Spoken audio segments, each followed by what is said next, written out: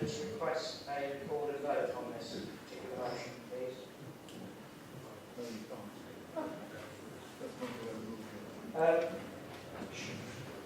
I'm surprised that Councillor McGovern has said that the amendment does provide an overview and reflects our aspirations. Because, I mean, looking at it, I'm not a big fan of the grammar, but I'm just trying to work out what it does. The council notes, the council further notes, the council further notes, and further notes.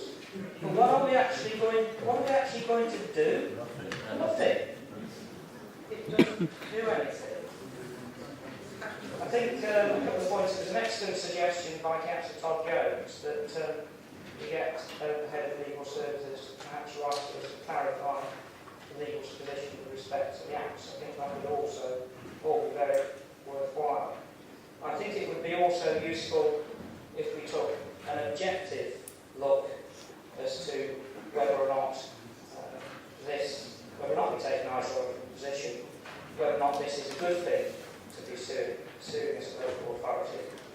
And I was interested to read perhaps Councillor Cllr from the Financial. He would have picked up this on the day before yesterday's Financial Times that did an extensive survey into the merits or otherwise of contracting out services to the public sector from the public sector to the private sector. What was their conclusion? Private sector, not yet better or cheaper. Doesn't work. That's the conclusion. Councillor McGovern also made a couple of other points. One was about the 30%, 70% quality price split. Well, I looked through some of the GMB questions that were put to the council, and some of them still remain unanswered. One, for example, was a query about cheaper contract management costs by city services over their rival, and the reply was, the figure is not correct, therefore the 5-year assumption is not correct, but we still didn't know who was cheaper. It didn't actually tell us who was cheaper. And Councillor McGovern also made the point that it's not going to have a knock-on effect on other services and be at the thin end of the wedge for city services, etc.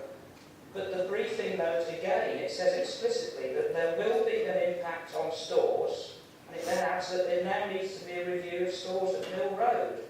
It's actually admitted that when you start down this path, you can end up with unforeseen consequences or perhaps seen consequences. Can I say that I'm undertaking that review? Thank you. One example that's not perhaps been touched on enough, and perhaps that's why the Financial Times came to the conclusion that it doesn't make sense to contract out, would be Mansell Court. We got the price wrong. It was delivered 6 months late. Remember the contract we're talking about. It cost £1 million more, and then we had to go and put things right. And worse, probably still, it wasn't correctly put out to tender in the first place. No wonder the Financial Times reached the conclusion that it did. The amendment doesn't do anything, so I'm not happy to accept the amendment.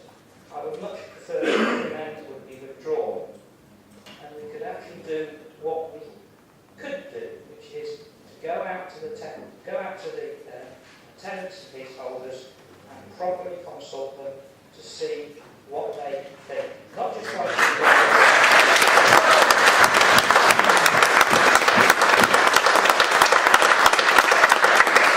consulting 1 or 2 people is not consultation when there are thousands of people involved.